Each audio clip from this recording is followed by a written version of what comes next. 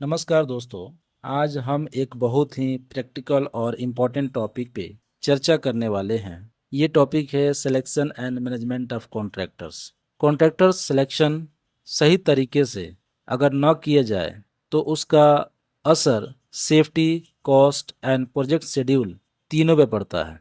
तो हमें contractor selection के टाइम में ये 8 बातों का ध्यान देना बहुत ही ज़रूरी है, जिसमें पहला है डिफाइन रोल एंड रिस्पॉन्सिबिलिटीज, यानी कि भूमिका और जिम्मेदारी पहले से आप तय करें।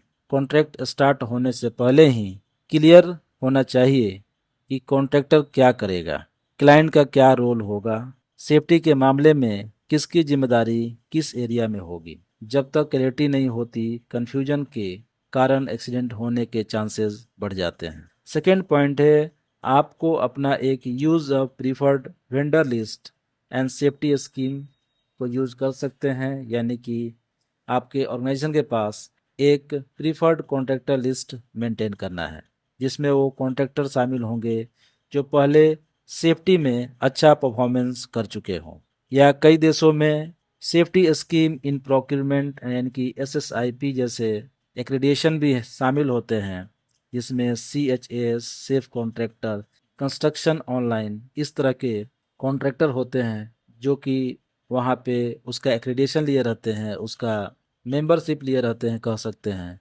जिससे ये पता चलता है कि ये कॉन्ट्रैक्टर उनकी क्राइटेरिया पे खरा है, यानी कि ये कॉन्ट्रैक्टर अच्छा है। कई देशों में, कई स्टेट में स्टेट गवर्नमेंट भी लाइसेंस इशू करती है, जिससे पता चलता है कि ये कॉन्ट्रैक्टर उस काम के लिए एलिजिबल है।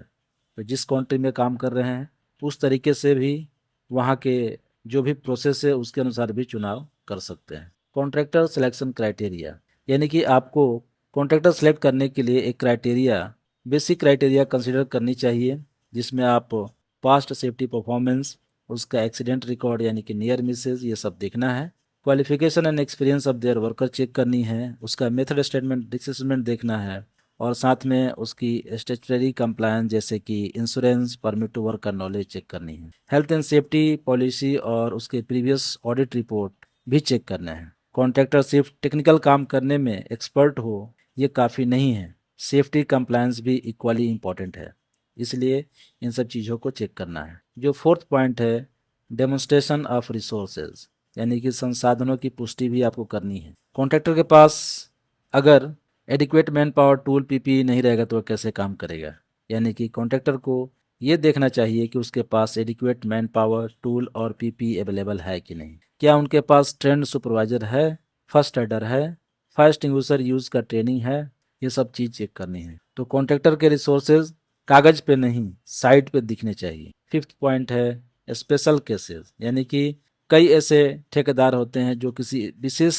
काम करने के लिए आते हैं, जैसे occupational hygienist, asbestos removal specialist, radiation technician. तो इनके लिए आपको एडिशनल वेरिफिकेशन जरूरी होता है, लाइक स्पेसिफिक सर्टिफिकेशन, जैसे कि गवर्नमेंट से लाइसेंस होना चाहिए, authorisation from hazardous work, regulatory approval भी होना चाहिए। तो इनके लिए जेनेरिक कॉन्ट्रैक्टर सिलेक्शन प्रोसेस जो है काफ़ी नहीं होता, इसके लिए आपको एडिशनल वेरिफिकेशन की ज़रूरत पड़ती है। पॉइंट 6 है कोऑर्डिनेशन एंड शेयर्ड वर्कप्लेस। कई बार क्लाइंट के वर्कप्लेस में एक से ज़्यादा कॉन्ट्रैक्टर काम करते हैं, तो आपको अगर मल्टीपल कॉन्ट्रैक्टर एक ही लोकेशन पे काम कर रहे हों, कोऑर्डिनेशन मीटिंग जरूरी है, कॉमन हैज़ार्ड इंफॉर्मेशन शेयर करना है, और साथ में who does what and when, ये टाइमलाइन क्लियर करना है। सेफ्टी जो रोल्स हैं वो उसमें ओवरलैप को अवॉइड करना है और गैप नहीं होनी चाहिए। आपका गोल होना चाहिए जीरो कन्फ्लिक्ट, फुल कोऑपरेशन। सातवां पॉइंट है यानी कि सेफ्टी कंट्रोल ड्यूरिंग एग्जीक्यूशन, यानी कार्य के दौरान सुरक्षा नियंत्रण। जब भी कार्य होगा, कॉन्ट्रैक्टर कॉन्ट्रैक्टर वर्क स्टार्ट करने से पहले उनको इमरजेंसी प्रोसीजर समझाना है, permit to work system use करना, signing in out register maintain करना है, access control and visitor pass system active होना चाहिए।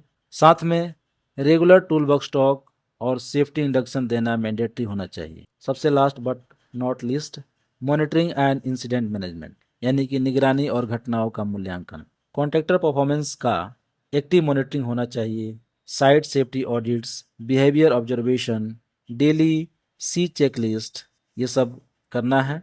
अगर कोई इंसिडेंट या नियर मिस होता है, उसका root cause analysis, corrective actions, lesson learn share करना है सभी स्टेक होल्डर के साथ, ताकि सारे लोग सेम इंसिडेंट से लर्न कर पाएं। तो कॉन्ट्रैक्टर सिर्फ एक एक्सटर्नली पार्टी नहीं होता है, वो आपके सेफ्टी इकोसिस्टम का एक इंटीग्रल पार्ट है। तो आपको राइट कॉन्ट्रैक्टर सिलेक्शन करना है, प्रॉपर कंट्रोल करनी है, तब जाके सेफर साइट होगा, यानी कि फ्यूअर डिले होगा, बेटर क्वालिटी होगी। यानी कि right contractor at right job with right control is the key to safe execution. I hope ये आपको वीडियो पसंद आया हो।